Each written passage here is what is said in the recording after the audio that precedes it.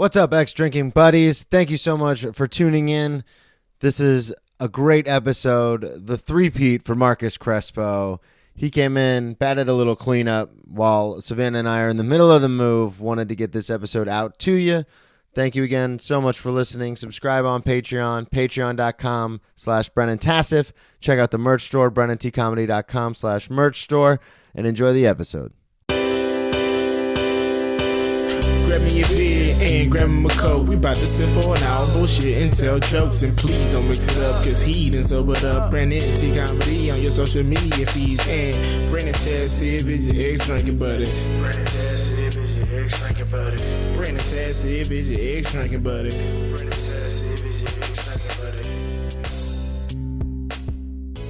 buddy. What's going on, everybody? Welcome into another edition of Brennan Tassif is your ex-drinking buddy. I'm your host, Brennan Tassif. If you are new to the show, quick rundown of the show. I'm sober now, but one of my favorite things I used to do when I was out partying, drinking, doing drugs, and getting in trouble was to hang out with friends and reminisce about those old crazy stories.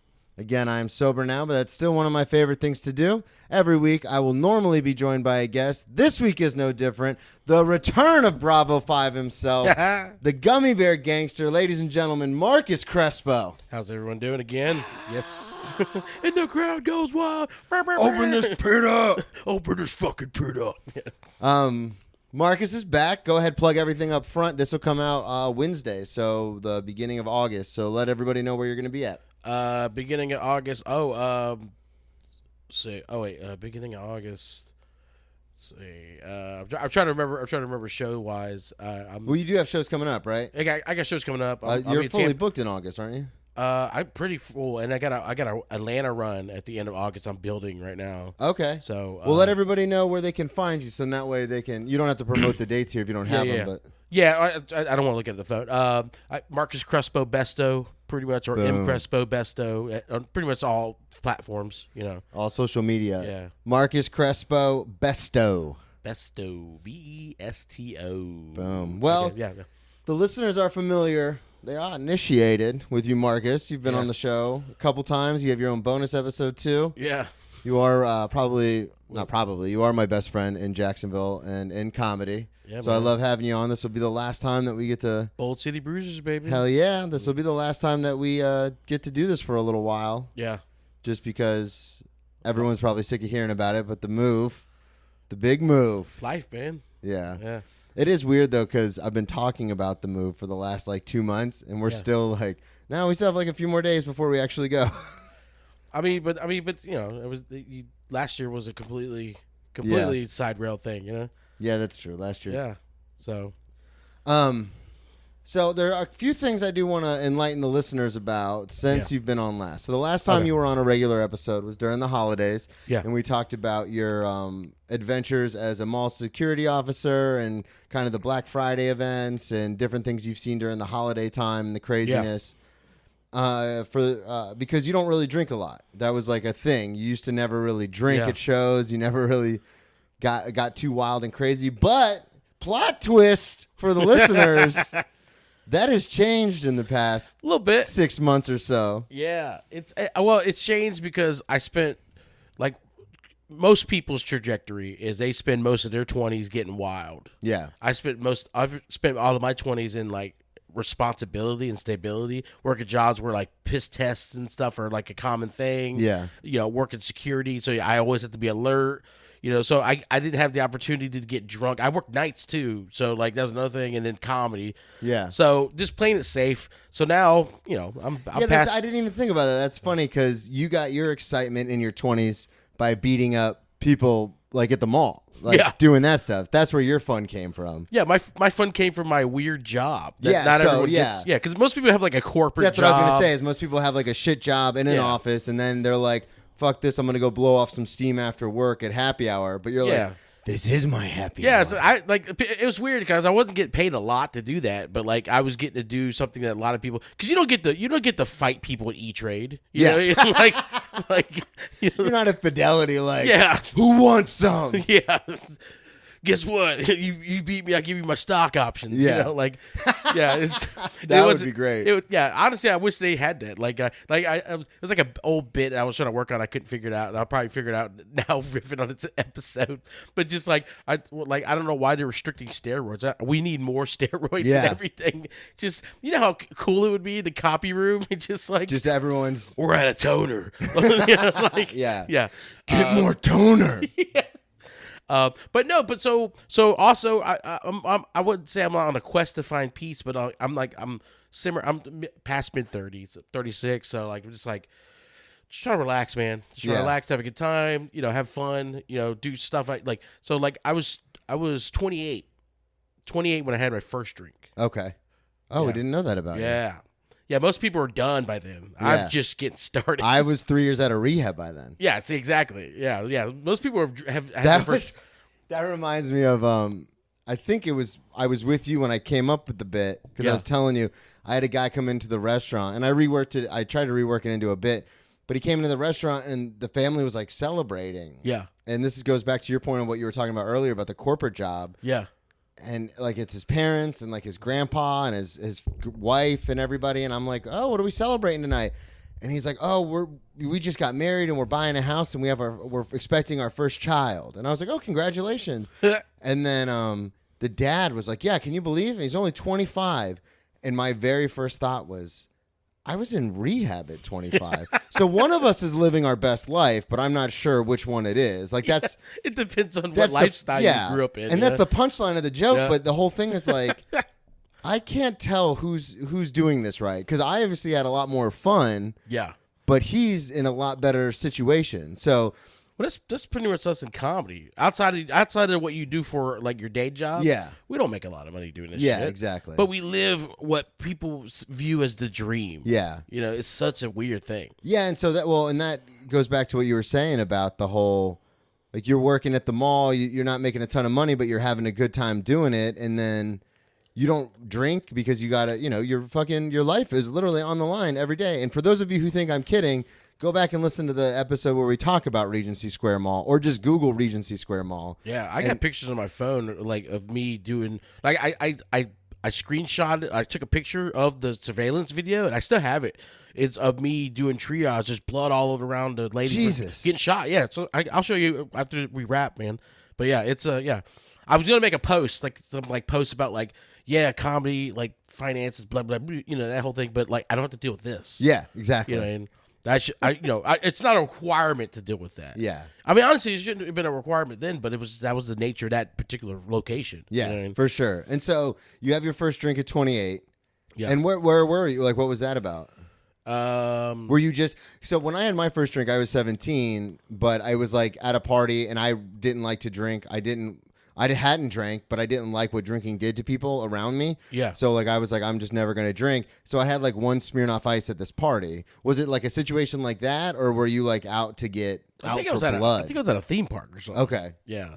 And then I might have had a sip of something, but I'm talking about where I finished it, finished the whole drink. Not just I don't like this, that type of thing. It was and then whatever was in that, it was a mixed drink too. My first drink was a frou-frou. Yeah, for sure. Yeah, but it tasted amazing. I don't. Yeah, they always do. I'll fight anyone that there. But I'll end you. We're out of toner. Whatever was in there made me agitated. So I stopped drinking for a while. Yeah. Because I was like, oh, I'm an angry drunk.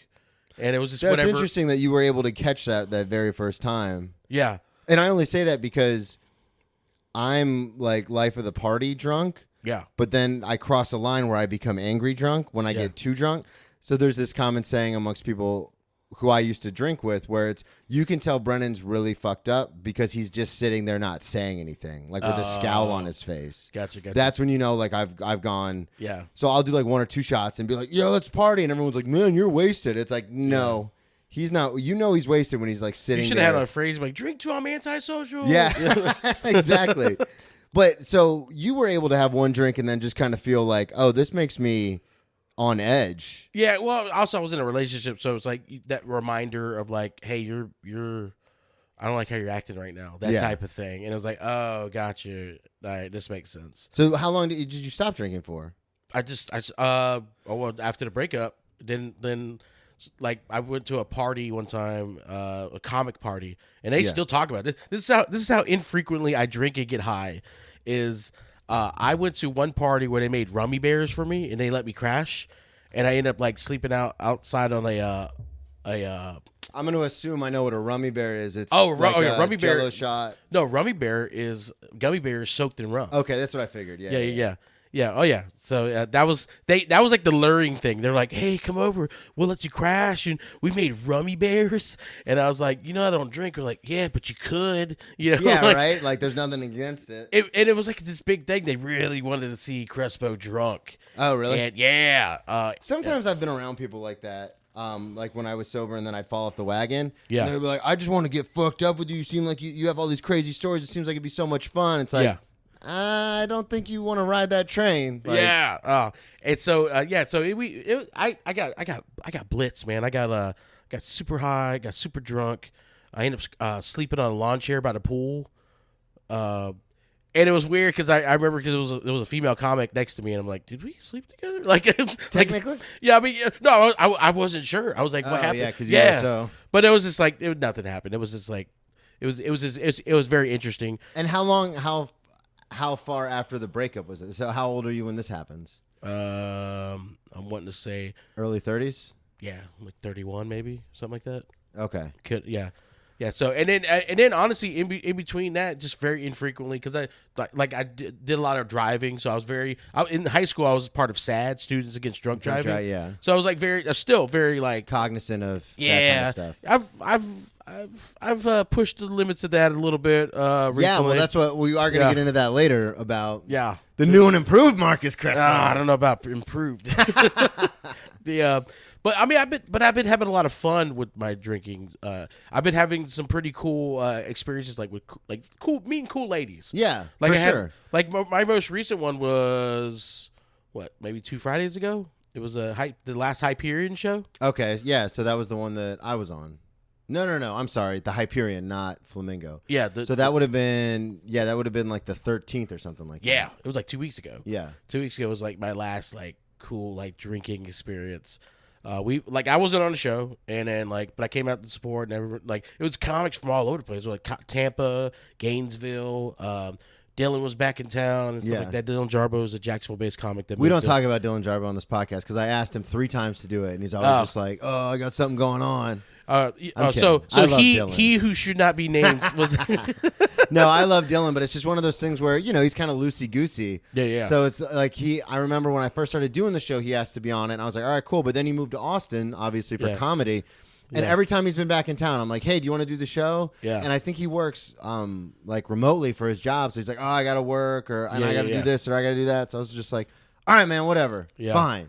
Well, he hung out for a little bit afterwards. Did he? But it was Mikey B. Who's like a newer, younger comic who I'm kind of kind of taking under my wing a little bit. Yeah. Well, he's like, you want to drink? And I'm like, yeah. And Zach and Dean were there. Okay. And then it was a nice little group of comics, and we were like the life. It was a weird bar. It was a bunch of preppy people listening to metal music. A Hyperion? No, the bar we went after Hyperion. Okay. The bar we went to Keg and Coin, which is an arcade bar for those who are listening. But then we were like, hey, let's go somewhere else. And we went to this bar. I forget the name of it, but it was playing nothing but metal and screamo music, and it was all these preparatory yacht boat club. I got you. Like, what the fuck is happening right now? Wearing Sperry's, the boat shoes. Yeah, I felt comfortable because of the music, uncomfortable because of the people. It was like, I don't like you guys. I don't trust you. I don't trust. There's something untrustworthy about somebody like that. I just feel weird about that. But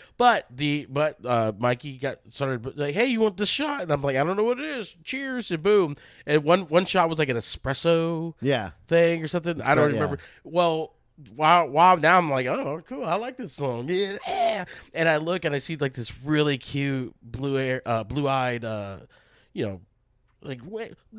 nothing about her should be looking at me at all. Yeah. And I'm singing lyrics to a Slipknot song or some shit, and she's mouthing them too. And I'm like, is this love? What is this? You know, and no, we just proceeded to have like a cool moment. Like she was a big Seven Dust fan, ironically. Really? Yeah. She told me this weird story because she requested a song, and I knew the song "Enemy" by Seven Dust. Yeah. So she requested a song, and then she proceeded to tell me like this is how she met her ex-boyfriend. Oh wow! Like, and I was like, "What's happening here? What is this? Why? Like, am I your new ex-boyfriend?" Yeah, so, she's cool. Ironically, I added her. Not only did I add her on Instagram, I got her phone number because I took a selfie and she wanted the selfie. And then I saw that she like knew my cousins and stuff. I'm like, oh, okay, this feels weird now because it's already you're already too attached. Like there's already too much connections and stuff. But like, she's cool. I mean, I think. Whatever appeal that I had with her only was because of the alcohol. In the moment. Yeah, and there's a lot of that. And I confuse that sometimes. Well, so I wanted to talk about, because this is a recent development. For everyone listening, I mean, you guys just heard Marcus on the podcast back in November. Yeah. Late November, early December, somewhere in there. And we talked about how you didn't really drink, and then you've already brought up, you didn't have your first drink until 28, and then you kind of put the kibosh on that until your early 30s. Yeah. And then fast forward, you kind of barely drank or did drugs until 36. Again, like you did, because I know you had a couple of stories about like the show in Daytona where you took your underwear or you took your pants off and you were walking around in your underwear and stuff. Yeah, but that was an accidental ingestion of edibles. Yeah, well, and I know we talked about that one on the first episode, but it's also one of those things where it's just within the last couple months, I remember seeing you, I think it was at Eclipse of like months ago, because I haven't been there in a while, and you kind of had this weird smile on your face. Oh, yeah, and I was like, what's up, buddy? And you're like, Papa Crespo's having a couple Jack and Cokes. Oh, yeah. And I was like, wait, what the fuck is happening? Yeah. I thought like something terrible had happened, and you have been for the listeners going through some shit. You've had family members pass and certain things happening. So I thought, oh no, like this is like maybe you're trying to cope with something, which is totally understandable. Yeah.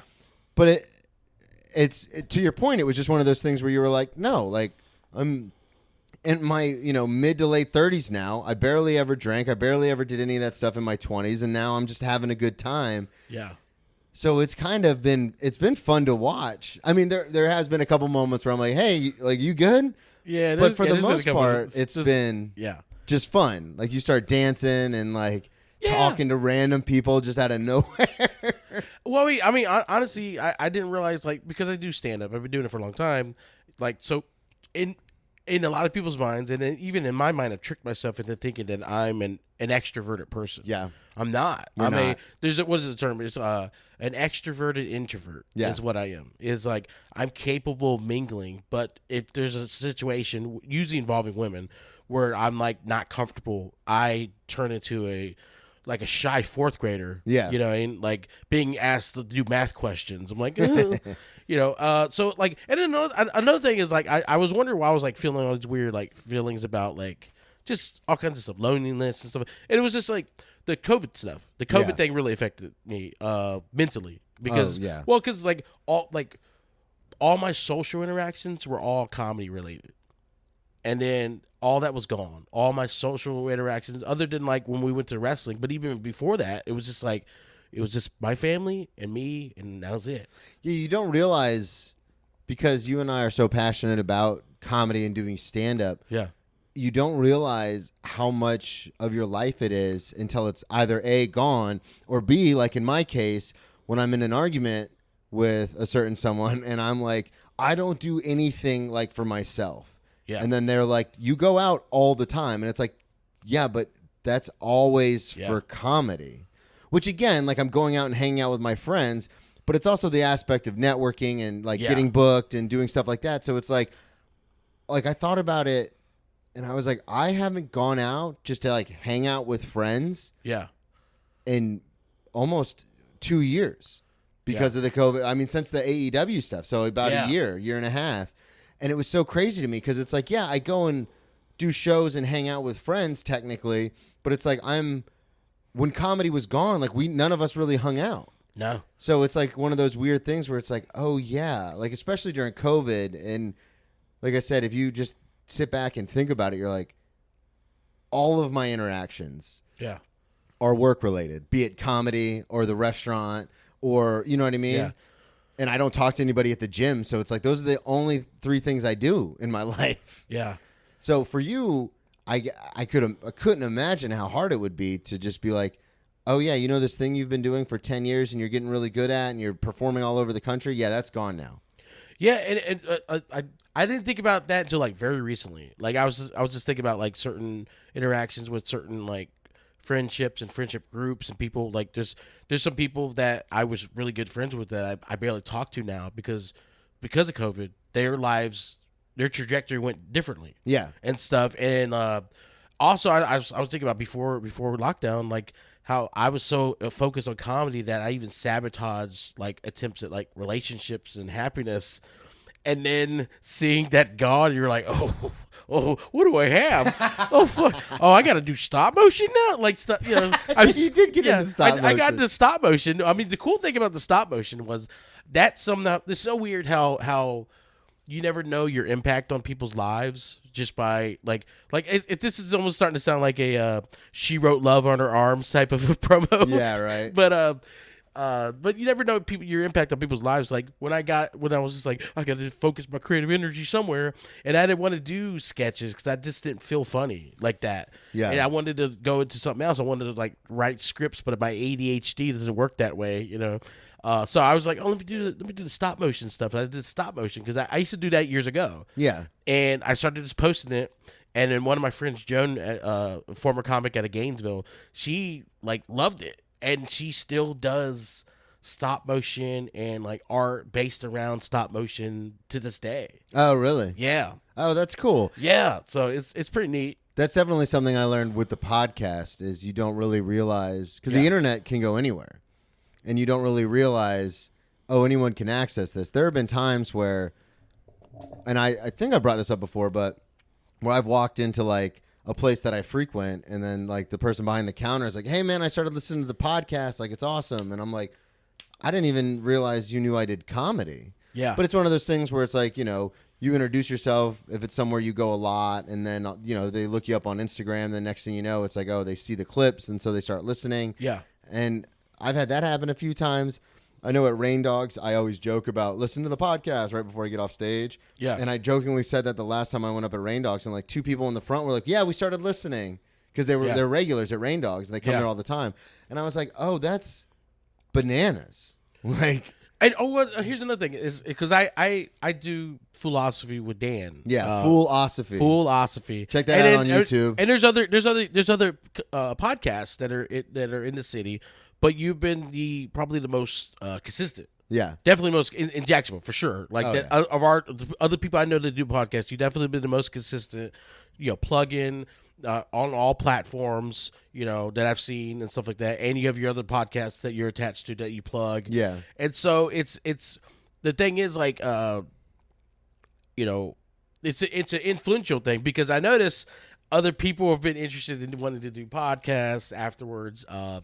Or even like even being guests on podcasts, or they're more interested in doing artistic things outside of the world of stand up. Mm-hmm. I've noticed more when they see that you're on all the Spotify and all these other different channels and stuff like that. So it's cool. You never realize that. But then also another thing that was like a fire was burning in me was like, I don't know how long we're gonna live because when people die, you know, I had like 5 prominent people in my life died within less than a year. Yeah, and I remember that was a very difficult thing because for you obviously, but I'd see you outside of shows because you would still go to shows because it's your job. Like it's time to go to work. There's no bereavement leaving comedy, baby. Yeah, and so I would see you outside of the show, and you would just have this weird. And I can tell you and I have been friends long enough, and we're close enough to where I can tell what's going on. Because everyone always comes to me and they goes, "Marcus, okay?" And I'm like, "Yeah, he's fine. Like he's just dealing with some stuff." Yeah. But there were a couple of times where you and I would talk, and you're just like, I don't know what the fuck is happening. Yeah. Because just, you know, there was so much death and kind of angst around just your life at the time. So that's, like I said earlier, that was one of the things that made me a little nervous because that was right around the same time that you were like, I'm gonna start like having fun and drinking and like doing fun stuff. Yeah. So for a brief moment, I was like, I hope this doesn't go poorly. Oh yeah, spiral. Because in my head, I'm thinking as myself as an alcoholic. So I'm thinking like, oh, if multiple people that were prominent in my life just started falling off and dying, and I was still drinking, I would drink myself into a self-pity hole. Yeah. But that's not what you were doing at all. It just, the timeline happened to coincide. Yeah, it was also because I was rapidly seeing myself become unstable. And for a lot of people, I noticed this too because of, I don't know, the veteran status or whatever the case is. I was a person of stability for a lot of other people. So like I was like almost like a foundational type of friend for a lot of people. Yeah. So I noticed if I was like, I got to do something. I got to do something to boost my own spirits. So I was like, well, I never really drank, and I'm fairly certain like one will do. One will suffice. But then I realized I have a higher tolerance for alcohol. You're a bigger guy, yeah. Because I used to be a super lightweight, man. Oh, really? Oh, dude, yeah, I was the worst. Yeah. I would have like one drink. I mean, even today, if the drink's strong enough, I'll get tipsy fast. Yeah. But on certain nights, when I'm, I feel a fire in me. There's sometimes where I get a couple drinks in and stuff. But here's the weird allure. I don't know if this was the case for you. Definitely was for me. On the nights that I've really like let myself get loose, I've had such cool experiences attached to it. So it's like, oh, I almost want to drink because I want that experience again. Yeah. Yeah, because like between like karaoke and meeting hot chicks and cool girls. Yeah, and so stuff. I want to stop right there because that's a story I did want to touch on. I think we talked about it on the bonus episode, but it's one of my all-time favorite Marcus Crespo stories. So we go to Savannah to do a show. It was the Savannah show, right? Yeah. So was that Wormhole that we did? Wormhole. We did Wormhole. So we go, Derek, who I've talked about before on this podcast, who books that room. He's an awesome comic. Super cool guy. And he happenstance, so we're doing Wormhole. Great club in Savannah. Awesome, like super cool bar. They've got the vending machine with the sex toys and stuff in there. Yeah. And afterwards, the show goes great, and then afterwards, we're like, oh, there's an open mic at Totally Awesome Bar, or karaoke at Totally Awesome Bar. Yeah. And Melanie, who hosts the karaoke, was like, you guys should totally come out. She's also a comedian in Savannah. Yeah. And she's like, you guys should come out. It's going to be so much fun. And you guys both look at me because I'm kind of the sober party pooper where I'm kind of like, I just would rather go home. But I was like, no, let's do it. And we got there. And the first thing that happened was there's so many people down there doing karaoke. It was pretty packed. And you immediately got a couple of drinks in you. Yeah. And you're dancing and having a good time and sweating a lot. You were sweating. But then tell everybody just kind of how the night played out for you. Okay. I didn't first of all, I didn't know the weird pact agreement that you and Morgan had made about the hot girl in question prior. Yeah.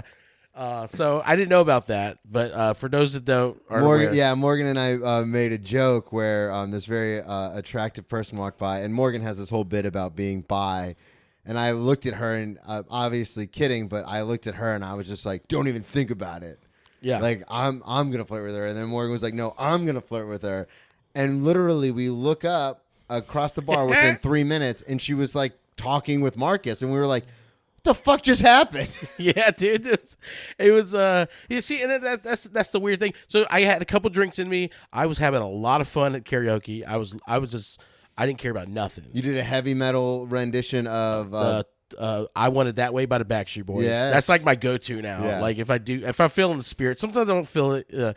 But I did a heavy metal rendition of I Want It That Way. I got the whole bar to sing. Yeah. Tell me why, open this fucking pit up. The whole thing. And then I get off stage and I don't follow her on Instagram anymore. I think she's in a relationship, and I'm like, really? Well, she moved to Utah and stuff. And yeah. So I'm like, the moment was on the dance floor. Yeah, like that's what I'm learning now. Is like it's not love. It's in the moment. Yeah, be in the moment, but also know that the moment sometimes just dies there. Yeah, and I'm learning that because I confused a lot of that for like, is this fate? You know, like yeah, that's true. When you first started drinking and like having those experiences, I remember there were a couple times you and I were talking. You were like, "Yeah, I met this girl," and and that by the third time, I was just kind of like, because I remember we were sitting outside of CBD. Yeah. And you said something very poignant. I was like, oh, like, is this someone you're going to talk to? And you go, no, it was a fun experience, but I'm learning more and more. It's just that. It's a fun experience, then it's over. And I was like, wow, that's incredibly mature because I'm more seasoned in the drinking area than you are, and I've never thought that. I was always like, this is love. Oh, and it stings every time, but at the same time, I get to have those fun experiences, and that's what happened here. Because like, for those that don't know, I am a profuse sweater. I sweat like a fucking son of a bitch. Oh Jesus! It's like, you ever had a cold water bottle on a hot day? Yeah, that's me, and I'm very self-conscious about that. And I was on the dance floor, and I'm getting close to this like real cute girl, the one in question, the hot, beautiful blonde with crystal blue eyes, gorgeous woman. And I'm dancing with her, and then I see her, and she is dancing with you. I'm not dancing on her. I don't want people to think you're. It's not like Night of the Roxbury. Yeah. And so we're dancing together, and because that is one thing about you is you're very much like you'll engage, but if the person doesn't seem interested, you just immediately are like, all right, I'm out of here. I have to be. Yeah. I have to be. I've been doing it too long in comedy for me to ever get pulled into any of that shit again. Yeah. Well, and two, like you're a very considerate person. You're just like, I'm just trying to have a good time. Like, if you don't want to be a part of it, then go fuck yourself. Yeah, because I'll dance in the corner. I don't give a shit. You have. Plenty of times, especially when I'm drunk. So you're on the dance floor. You're sweating profusely. We're dancing with each other, but not like with each other. Yeah. And she's like, spin me, and she grabs my forearm. And it's a fucking mud puddle. It's a mud puddle. And in my mind, I'm like, oh God, she touched my sweaty forearm. I'm waiting for that, that I just farted in the elevator phase. Yeah. And nothing. She was unfazed. Oh, this is the hottest thing I've ever seen.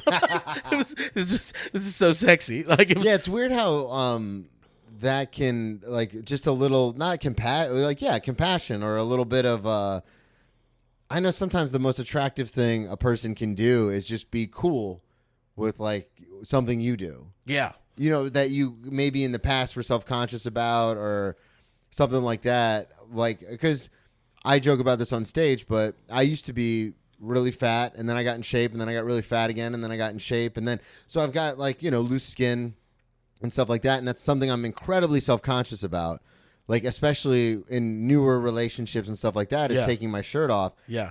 And, like, I've been in relationships before where the person, like, if we, like, are, like, going to the pool or going to the beach or something like that, they'll just be like, oh, just take your shirt off. And, like, they don't care. And it's like, oh, that's so, like, I don't have to feel self-conscious. Yeah. Because you're the one encouraging it. It's a weird, like, you saw the post I did yesterday. It was yesterday, I think it happened. I was at Zaxby's. Oh yeah, in the drive-thru line, and the lady told me to pull up, and then right after she told me to pull up because my order was taking long, she's like, "Oh, by the way, you're really cute," and like. It like disrupted me to like I felt like a computer that glitched. Yeah, I had no response. Error. Yeah, I blushed and was like, "Thank you," like a little kid, like a 4-year-old when he asked him his name. Yeah, he's like, "Mom, you're not allowed to talk to this stranger." Well, because it's endearing and it's one of those nice things, especially guys like us, that we don't hear it that often. Like the only time, to be honest with you, where people will openly tell me I'm attractive is normally like older women or older gay guys at the restaurant. Yeah. They'll be like, oh, take your mask off. Oh, you're so cute, it's flat. Even then it's flattering in the moment, but it's not something that happens from like a viable stranger. Well, unfortunately, what happens is there's so many creeper guys out there. Yeah. So that totally when a girl and we look like those guys. Well, when a girl goes and says like there's some guys that get compliments all the time, but they're also assholes about it. Like, whatever. So women just don't. It's not normal for women to give men compliments about their physical appearance. Yeah, and you have no idea how much that like. It's such a weird thing. It's the opposite of women. Women is like, please stop talking about my physical appearance. Yeah, I want you to learn about my. You, it's like I'm like, please. I know that I'm silly and goofy and fun. That made my year. Yeah, but please tell me I have nice eyes or like okay. I've had some interesting compliments, and I'm not gonna say who told them, but like one of them, like somebody told me I had nice skin. That's interesting to say the least. They told me I had nice skin, and it was the weirdest compliment. But I was like, I mean, it's nice, but at the same time, you also think, like, I've seen Silence of the Lambs. Like, no. Yeah, I wasn't even thinking that. It was, really? They were looking me in my face. That's immediately where my brain goes. Yeah, they were looking me in my face, and they said I had nice skin, and I was just like, you do. Now that you said that, I'm looking at you. You do have very nice skin. You have very clear complexion, not very oily. For as much as you sweat, you have very good skin. Yeah, see, I was like, what? I've never had that compliment before, and I was like, I like these physical based ones because I'm self-deprecating, both of us, and so we go on stage, we're like, we're just pieces of shit, and like, and I did a joke recently where I compared myself to a bag of hammers, and so just to be like, hey, you're cute in a drive-thru, I'm like, thank you. You have no idea, Do you want to get married? Oh yeah, no, I was just that's another thing is I'm trying to learn to just accept the compliment. Yeah. Which instead of be like, is this love? Like it turned into a Winger song. Yeah. Is this love? I think that's Winger. I don't know. I'm not sure. But, yeah. So what ended up? So speaking of accepting the moment and accepting the compliment, so you're dancing in Savannah. Yeah. And then that was I think the genesis or the beginning of this, like, we're going to have a couple drinks and have a good time. Yeah. Crespo that has been born out of it because you had such a great time in Savannah. It literally was probably one of the best times I've had. I mean, we've done plenty of shows up there, and that was probably one of the best times that we've had. Because we were all loose. There wasn't any, Yeah. Yeah. And we were just having a good time, and then I remember we drove back, and we kind of, you, me, and Morgan, the Clam Jam, drove back, and we were, like, talking about it and, like, joking about it the whole way back, and it... Yeah. And it turned into it was like one of those things where it's like, oh, this is going to be like a fun, memorable night for the Clam Jam. Yeah. And that was all thanks to booze. Yeah. For you guys. I mean, obviously I don't drink, but yeah, it was definitely one of those fun things. And it's fun for me to watch someone have a good time drinking because I ruined that. Like you know what I mean? For myself. Yeah. It was fun and it worked until it didn't. And then when it didn't, it really didn't.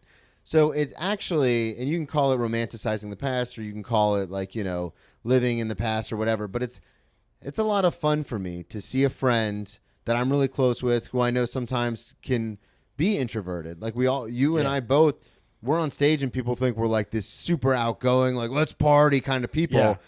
But you and I will both stand in the corner and not even speak to each other for the rest of the show, know. And we're fine with that. We just take in everything. Yeah. We just observe everything. I mean, also, I think the best way. Sometimes I feel that way about love. Okay, like sometimes in my mind, I'm like, all right, I'm not sure if love's gonna happen for me. Yeah. And so I almost compare my feelings about love and your feelings about drinking. Like sometimes internally, I feel like it's never gonna happen again. But it's nice. But I'm not gonna be bitter, and I'm gonna enjoy everyone else having love. That's hilarious. Like that's how it feels sometimes. That's how it feels. Yeah. So it's the exact same thing because when I saw like in Savannah, when I saw how much fun that we all had and everything, I was like, this was like it was nice to see that.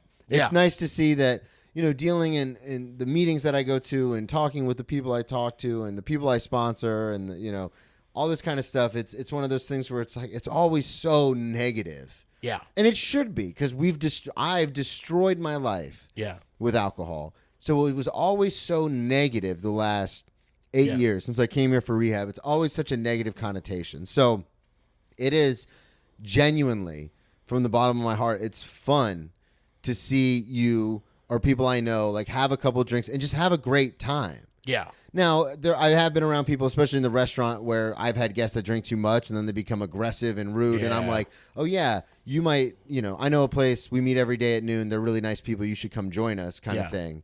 But for the most part, especially when it comes to the comedians in the scene, especially when it comes to you, it's just fun to watch. Yeah. Because it's like, oh, look at Marcus is having a grand old time. He's talking to women he would never talk to. Yeah, and he's dancing. And yeah.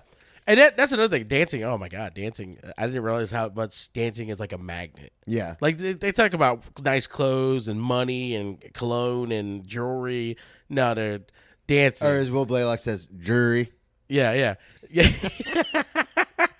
I showed up to Marshall's with all my jewelry on. Oh, dude, but dancing is the biggest magnet. Yeah. I have noticed for years. Like when I used to host Latitude 30, I used to be like almost like a house MC for that room. Yeah. And afterwards, they had that little jam band or whatever playing out, and I would go out there and I would just dance with people. Yeah, so you've always been a dance guy. Yeah, I love dance. I honestly, well, when I was my high school sweetheart was like a ballet and hip hop, and she did all that. I'm attracted to dancers, unfortunately. Well, and it's one of those things too where it's so you didn't need booze to dance and like let loose and have a good time, but it's definitely something that helps. Yeah. Initiate. Well, yes, in certain situations, like me being a silly fucking goof, yeah. But like, I could do that sober as the fucking. Yeah, and I noticed that it's comfortable situations. Yeah. So like if we're at Rain Dogs or Eclipse or somewhere that we go all the time and we know everybody and the other comedians look up to and or respect us, it's like, oh, I can have a good time here. Yeah. But the introvert thing that we were talking about earlier, that comes into rooms. That comes into play in rooms where it's like, oh, we're just doing a one-nighter. Like, I don't know anybody except the person I came with. Like, then it's very much, oh, if I have a couple drinks, now I'll get loosey-goosey. Honestly, that's kind of how it was in Austin. Okay. Yeah. Oh, yeah, so you did the Austin shows. I know Will has talked about that on this podcast, which is cool. So you actually did those. You did those before, Will, didn't you? You were the first. No, I actually. The story was I actually got reached out to. Probably I want to say before Will because he wanted me on the first show. Yeah. And I was already booked, and had I known the pay difference, I would probably just yeah. But I'm very true to my word for the most part. I don't like canceling shows. If I already said I was going to do it weeks ahead, I'll do the show. Yep. And so I did the show. Man is only as good as his word. But then it also built up an opportunity to do that show at a future date, So I was just like, all right, cool. So I flew out to Austin. It was cool. It was the first time I flew in like almost 10 years. Oh yeah, I forgot. Yeah. I was completely unaware about I forgot about the pressure changes and all that stuff like that. So I get in Austin and I didn't realize how many people I knew there in Austin. So I knew Tom and I knew Simon, I knew Dylan, and I knew. There's another guy, I can't remember his Simon name. Nash. Yeah. Dylan Jarbo. Tom Kennedy. Yeah. And so Tom Kennedy, he hit me up. I always give full names because these people are in comedy, so if anybody ever wants to look them up. Yeah, man. Yeah. And so I got the meat sweats with Tom. We went to this barbecue joint. He was like, whatever you want. And I was like, oh, God damn it. So part of me was like, oh, I want to eat this barbecue, but I also don't want to be on stage bloated and sweating. Yeah. And so, we had fun there. The second night is when I got like loose. Yeah. Okay. So what happened? So I did the show. No, the first night. So we did the show, and then we went to 6th Street, which is so you flew in, got barbecue, did the shows. And then went over to 6th Street. Yeah, and like I've part of me kind of regret. I wanted to hang, but I also wanted to do the whole industry mingle, go to the other clubs and stuff. But I was like, no, I got 2 friends here. Like, I don't get to see them that often. And let's have a good time. And we're in Austin, yeah. And so we went to 6th Street, which is this huge party street. It's basically like what's up, like Bourbon Street in New Orleans. Okay. It's like that, like every weekend. Like what is that in Tampa? Ybor, yeah. Ybor's like Ybor City. And so I mean, they blocked off all most of the roads there. And so there's no through traffic. A couple of them there is, but that's it. It's only for Ubers, mainly. Okay. And like emergency personnel vehicles, obviously. And so we get there and like we go to this like it's like a cholo bar that has like a riding bull. Oh, really? Mechanical bull. And I didn't know it was a cholo bar. I was like, oh, there's a lot of Mexicans here. Yeah.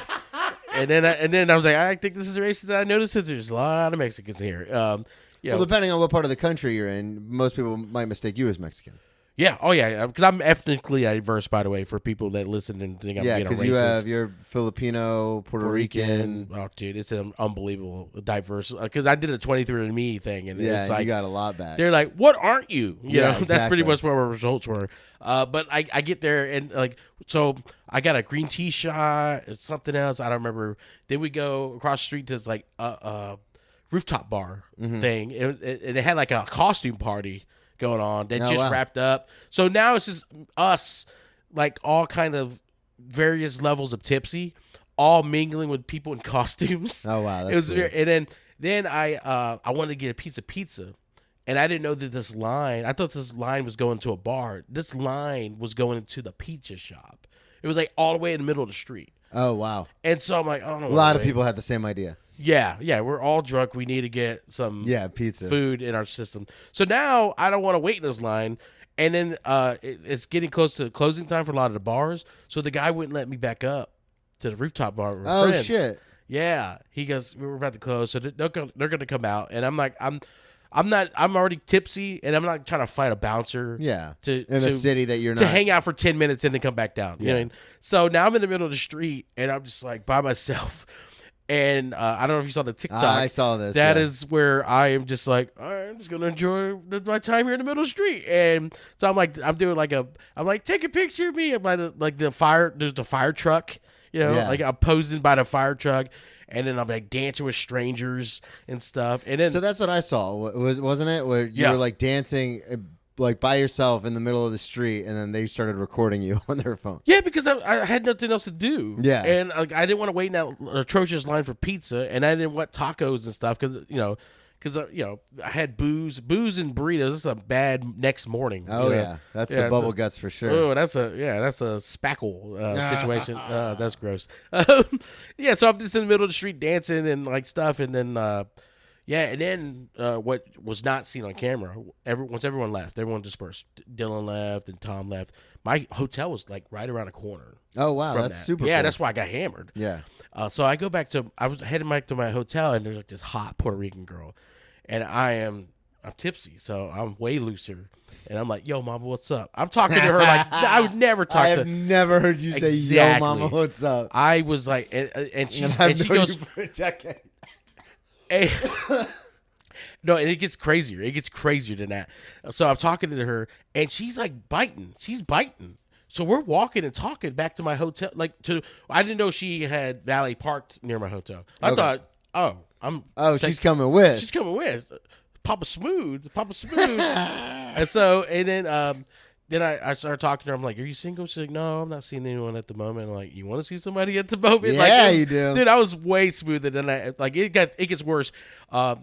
She goes, hey, I'll just be honest with you, though. I'm actually a lesbian. And I'm like, why'd you let me talk to you for so long? She's like, well, I just wanted to see where this was going. Yeah. And I was like, what? Yeah. And then I was like, well, all right. Well, it was fun talking to you. She's like, you're fun. And like, it was just cool and fun. And then I sit down. I'm like, what the hell just happened? What was that? I'm trying to process this while still being like foggy brain from like the tipsiness. Then next thing you know, I see this. I forgot what she was. She wasn't Haitian, like Dominican. I don't remember. She's like a light skinned black chick wearing like what looks like almost borderline see through onesie. Okay. Like, I don't know what she was wearing, but it was doing something to me, boy. I tell you that. And I was like, I like your outfit. And she's like, thanks. I'm like, come over here. What? Yes. And she looked at me like, the fuck? Like she was completely shocked because I'm not someone that would be like, hey, you come over, girl. Yeah. Come on. And she sat next to me. It's And that confidence. we start talking, and then like my mind was all over the place. I was just like, part of me was like, I like drinking, and then. And then the other part of me was like, is this fucking happening? And the other part was like, yeah, girl. It was like, it was like tripolar. It was unbelievable. So I'm talking to the girl, and I'm like, you cute, girl. You cute. I'm looking back like, was I saying all that shit? And she was biting, bro. She was biting so hard. I'm staying right there. I got a hotel room on the 4th floor. Staying at the hotel. I'm staying there like talent. I'm the talent. And it was a nice hotel they put me up too. Yeah. I was like, I'm staying right here. And she's like, oh really? I'm like, yeah. I mean, if you want to come up, I mean, where you got to be right now? Where you got to be? And she's like, I got my friends over there. Like, you can get an Uber, girl. Come on. Like, I was so smooth, dude. I'm pretty sure if their friends weren't so persistent, it was gonna work. Like it was like I was like, oh, I'm about to break the streak in Austin with this shot girl from this nightclub. I'm like, this is unbelievable. Yeah. Yeah, and then sorry. And then her friends were like, come on, our Uber's here. I'm like, all right. I mean, you can always catch another Uber. I mean, yeah. I mean, surge pricing, it'll life stay the same. Life comes down to choices. And then I wanted to be like gross. And I'm like, it's only going to be a couple minutes. So in my mind, the comic, yeah. In my mind, and I was like, self-deprecating jokes. But even then, I had the wherewithal to be like, no, don't fucking say that. What the fuck? You're smooth, bro. You're smoother than Jiffy peanut butter for this bitch. Yeah, and then they started dancing and like while still waiting for the Uber, and I was like, yeah, girl, get it. And then she started twerking. Then she started twerking on me on the bench. Oh wow.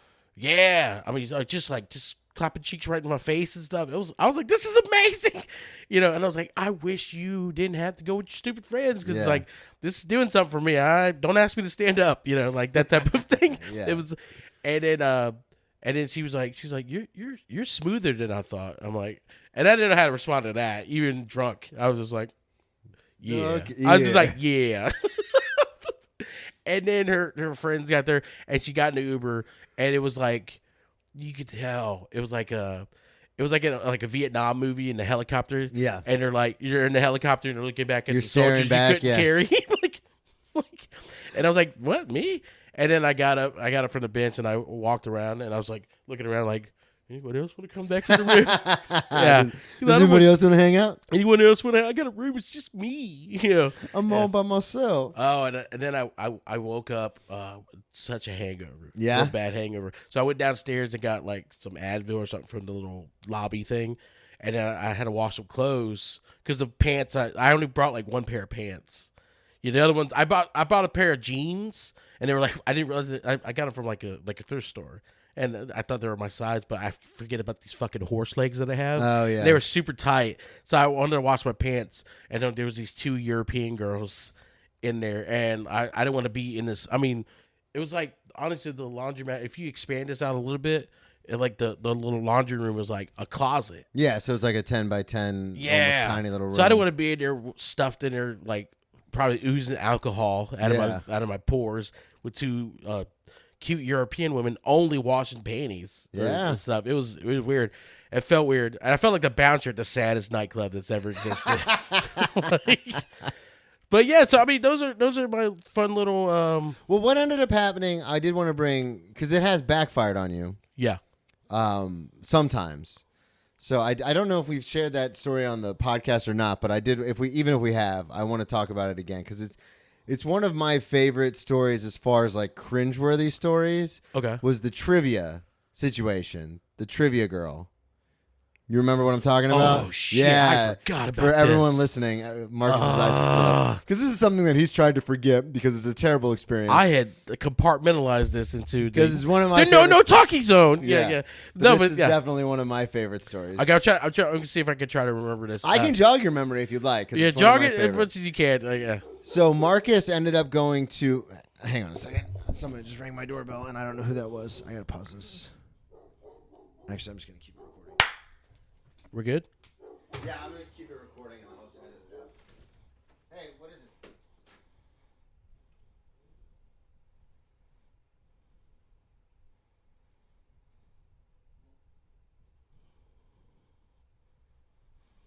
Oh, yo, ladies, pop your pussy like this. Don't stop, don't quit. Just do it. Do it.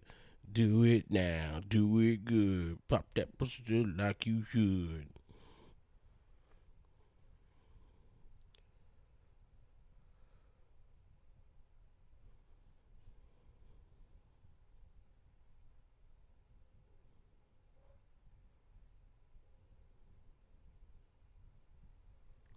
Don't you remember you told me you loved me, baby?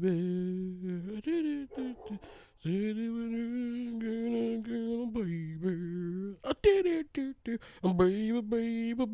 baby, oh baby, I love you. Tell me why ain't nothing but a heartache. Tell me why ain't nothing but a me. Hey, little girl, is your daddy home?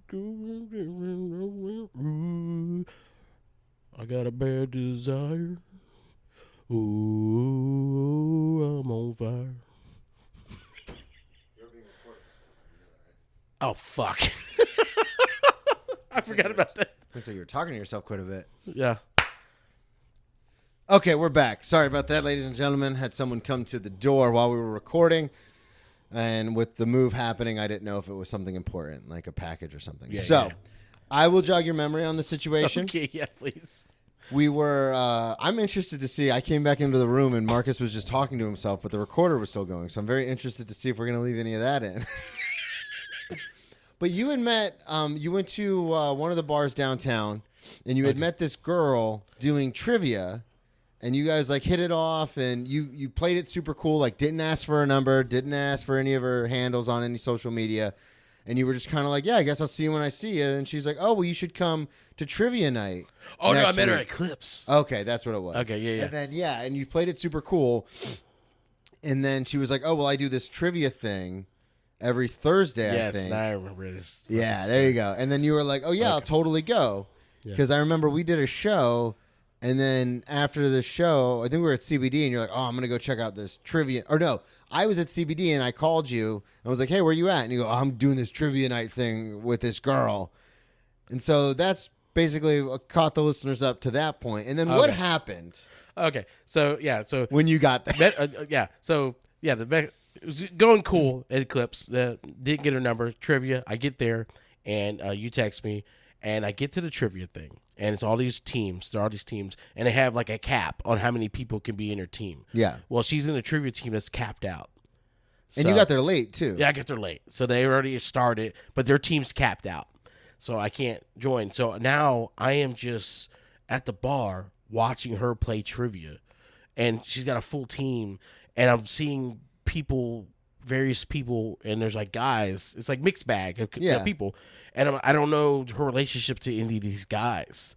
And so you don't know if they're boyfriends or if they're brothers or friends or whatever. So but she got up, she had bought me a drink. So I was like, oh, that's a good sign. Yeah, she here we me go. A drink. Now we're starting. I'm like, cool. And I'm like, she's like, yeah, we got capped out. I'm like, all right, cool. All right, cool. I'll chill here and watch you guys play. That's fine. Then I'm seeing her getting cozy next to a trivia cuck, if you will. Oh, I got cooked real hard on this fucking shit. So yeah, I'll just sit here and watch you guys play. That's exactly what happened. I watched them play, and then the guy next to her is on her team, and I'm like, oh, that's her buddy. Like she's like, haha, like doing that laugh and put your hand on her shoulder. That happens to me. That doesn't mean they want to fuck. But then it was like, just like leaning the head on the shoulder, laughing. It became more and more obvious, more and more physical, and then trivia's over. And the more I saw the touching, the more I'm like, can I get another drink? Yeah. Then it was like I can't remember the drink that I had. It was like a liquor rep for some company. And they were like, hey, would you like this? I'm like, I don't know what it is, but yes. Can I get that with Coke? And they're like, yes, absolutely. And I had Wasn't it Jaeger or something like that? It was some powerful drink. It was. Yeah, I remember you told me about it, and I can't remember who it was. Fireball or Jaeger or something like that. Yeah, it was. I wouldn't normally drink it, but I'm like, yes, I would like that with Coke. Can I get that with Coke? And they're like, yes, absolutely. And so I had it, knocked it back, and then I see more touching and stuff, and I'm like, oh God, I'm such an idiot, you know? Yeah. And then they're like, would you like another one? I'm like, how much is it? I'm like, it's on the house. You want it with Coke again? I'm like, yes, absolutely. And so the trivia ends, and there's another person that I know that I start talking to, and then she hands over there, and so I'm like, oh, maybe I was wrong. And then she started talking to me like, oh, you know them? Blah, blah, blah. And so then she disappears, and I'm still talking to the other person because I don't want to be rude and like, disappear from that conversation. So I turn around, and then now she's at the bar, and she's like doing that like rubby face thing. With that guy? Yeah, with that same guy. And then there's another guy, and I'm like, I don't know what's happening here. Is this she went like a group session? Like, I don't know. You know. That was probably one of my favorite things in the world, only because I'm at the CBD mic. Yeah. But I'm, like, you're not there. And so, you know, a lot of the regular comics, but you're not there. And I was just kind of like, sometimes some of these mics, for us in Jacksonville, we go there. And if we're not working on new material, it's like, what am I doing here? Like, I've got 6 shows this week. Like, why am I at a mic just to like hang out? And sometimes it's fun, but like if you're not there or if Buck's not there, certain people aren't there, it's kind of like, well, there's like, I like these people, but I'm not that close with any of them. Yeah. So it was a situation where I was kind of looking around, and I was like, where the fuck are you, Marcus? And you're like, oh, I'm going to trivia night. And to full honesty, full disclosure, I was super excited. I was like, hell yeah, he told me about this girl. He played it super cool. Yeah. And then within 2 hours, you're like, I'm on my way to CBD. And I was like, what happened? You're like, oh, fucking talk about it. Yeah, it was. Well, the thing was also, that was another thing was before she brought me to drink, she was like, oh, I didn't know you were coming here. So I was like, oh, that's why you wanted me to give you a heads up. So you not have these guys like, is this a thing that you're doing? Like, I don't know. I felt like I felt like I got played, a little bit. It's just I don't know. It was disheartening because the Eclipse night when I met her was like, oh, this is good. This is happening. This is good. Now there's a follow up to this story. Really? It's a fun little Drinking Buddy exclusive. Drinking Buddy exclusive. So long story short, I go to there's another Eclipse night, not on Monday. It was like on a Wednesday or something that Robbie Sumner, I don't know if you in the wheelchair. She put together a little showcase. They had like I remember that. Mikey B, Morgan, and her and somebody else. And so I go to watch it, and that's the night where I got to see Morgan hit on a girl and get rejected. Get rejected. So I saw that, but then I got to do a very famous night in Clam Jam lore. Yeah, I get to do a magical thing, unintentionally, mind you. I'm at a table, and I just got done doing Backstreet Boys karaoke again. Yeah, I was trying to be wingman for Morgan, doing that because like apparently that girl that she was talking to was like thought I was hilarious or whatever. Oh, okay. So I was like, oh, I'll do the fun stuff. You guys have a conversation. Well, I got off stage and I get a woman coming to me beeline, and it's that girl. Oh, really? It's that woman. She just saw me on stage doing What happened? Backstreet Boys karaoke. And she goes, hey, Marcus, she remembers my fucking name. Yeah. She goes, do you remember my name? And I go, I'm so sorry, I don't. Did you or did you not? I did not remember. Oh, I still don't remember her name. Cool. No, I wasn't trying to play cool. I was just like, it was like a weird thing of feelings because like I saw her and it was like, it's like whenever, like an ex, you see an ex like walking by a street or something in a grocery store. It's like, oh, what are you doing here? Yeah. And then she's like, hey, Marcus. And then she clearly wanted to talk. And she goes, do you remember my name? And I go, I'm so sorry. And the look of dejection on her face. Just I'm like, oh, so now you know how it feels. Like, yeah. Yeah. And Take then, that, you son of a bee. Oh, it was weird, though, but then, like, knowing me, I immediately felt bad, I was I mean, that's definitely a reason to feel bad, but at the same time, it's kind of one of those situations where it's like, yeah, doesn't feel great, does it? Yeah. To, flirt with somebody, invite them out somewhere, and then when they get there, basically be like an afterthought, and then now who's the afterthought? Yeah, like I don't even remember your name. You don't even in my collective memory. And then I brought it back up on the show. Oh yeah. Hell yeah. Yeah, but it was a weird thing. I don't know, but yeah, I've had all my drinking stories have been fun though. Everything. There was one time you did make me a little nervous. Was that after a show? Yeah, after a rough night. Yeah. Okay, yeah. You had a rough night, and then you had one too many pops, and then I got a call from the other member of the Clam Jam and Morgan, and she was just like, I think he's going to try to drive. Like, I'm nervous because she doesn't know you like I know you. And I was just kind of like, I'll call him. I'll figure this out. Yeah. And I called you and you sounded I was thinking I was going to call you and you were going to be like, hey, man, I'm going to head home. I think I'm okay. Yeah. That's what I'm expecting. And I called you and you didn't pick up. And then you called me back. And I was like, you're like, hey, what's up? And I was like, you okay? Yeah. Like, yeah, I'm just a little tired. I'm fine. I had a couple of drinks, but I'm at Buc-ee's now. Huge shout out to Buc-ee's. $30 worth of Buc-ee's snacks. Bro. Yeah, you were like, I'm at Buc-ee's now. I'm going to get some food and then head home. And as soon as I heard your voice, I felt better because I was just like, all right, cool.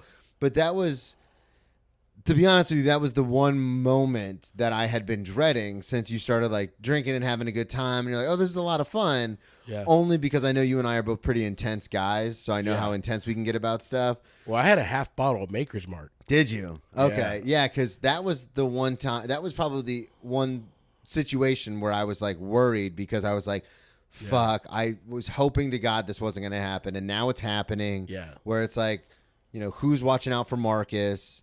And so but as soon as I heard your voice on the phone, I was like, oh, he's fine. Yeah. That was the night I realized I'm a little better with liquor than I thought. Yeah. Because I shouldn't, like half a bottle of Maker's Mark. For a lightweight, that would kill me normally. Yeah. But like, I don't know. I was definitely tipsy. I think she got more because she saw me starting to drink. Yeah. The Maker's Mark, and it was like all just Maker's Mark. It wasn't even like mixed with anything. Okay. Yeah. So yeah, she got a little nervous. Yeah, but then Bucky saved the day, man. Bucky saved the day. Yeah, I went to the bathroom, took a dump, and then I washed my hands, obviously, and then, as you should. And then I was like, well, what damage am I going to do at this fucking sandwich counter? You and I have spent absurd amounts of money at Bucky's. Unbelievable. I spent. I don't even like to admit how much money I've spent at Bucky's now. It's insane. Well, it's always one of I could have enjoyed a nice steak dinner at one of the prime restaurants that you work at. That's true.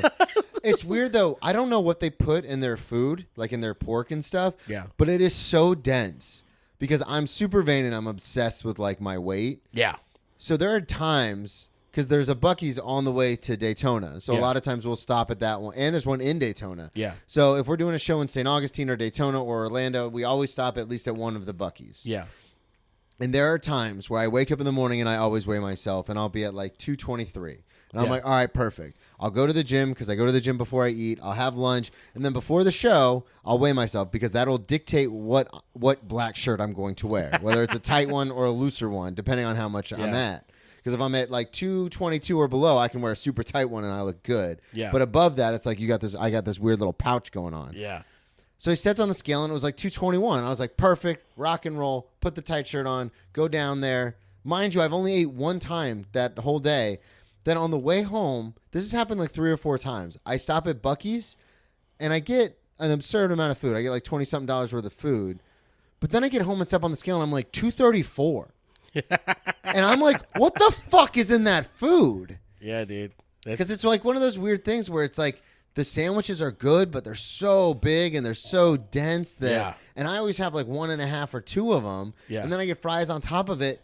And I'm full whenever I leave there. I'm always full. Yeah. Almost to the point where I'm sick. But it's like I didn't just consume like 8 pounds of food. Yeah. I've had to scale back what I eat there because I used to do, dude. I used to do Bucky's hard. Like I would do like 2 sandwiches, a peanut butter cup, some other type of dessert, 2 drinks. Yeah, like that was that, and then it was like, oh god, I don't like this bloated feeling, dude. Yeah, because so I stopped eating most of the sandwiches. Like the thing I got recently, like that I like there, it's like their little burritos. They have burritos. Oh yeah, but I used to do 2 burritos. Peanut butter cup, Jesus, something else. You know what I mean? Yeah. But then I was like, this is unbelievable. I don't like this feeling. You feel sick almost. Yeah. Plus, I don't like feeling self-conscious about how tight my shirt is, like you were talking about. So, like now when I go there, it's like maybe a burrito and a water, or maybe a burrito and like the almonds or something.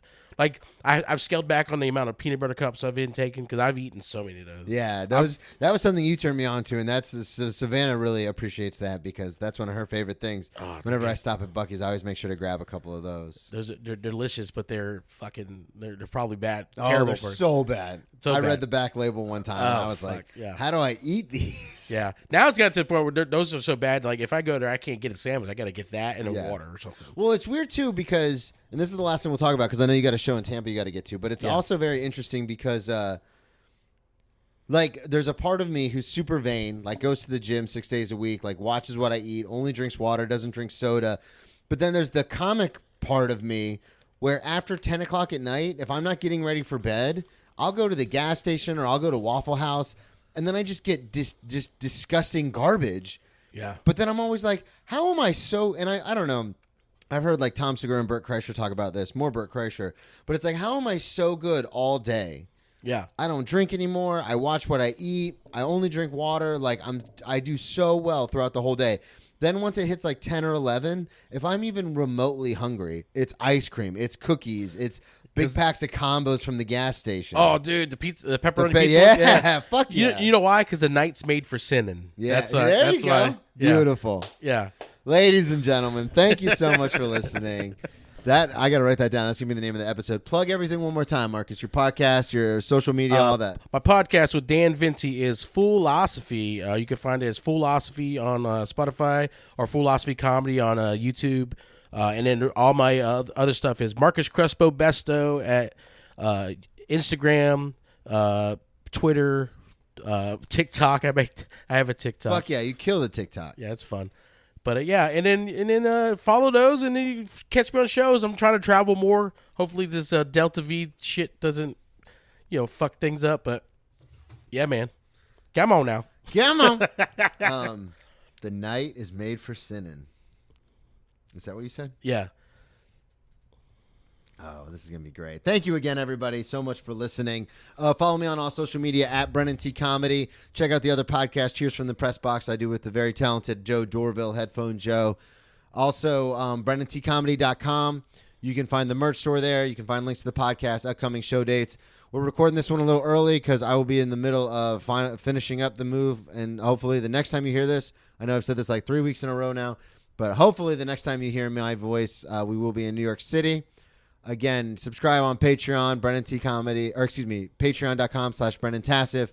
Thank you all so much for listening. I love you all so very much, and I will talk to you all again next week.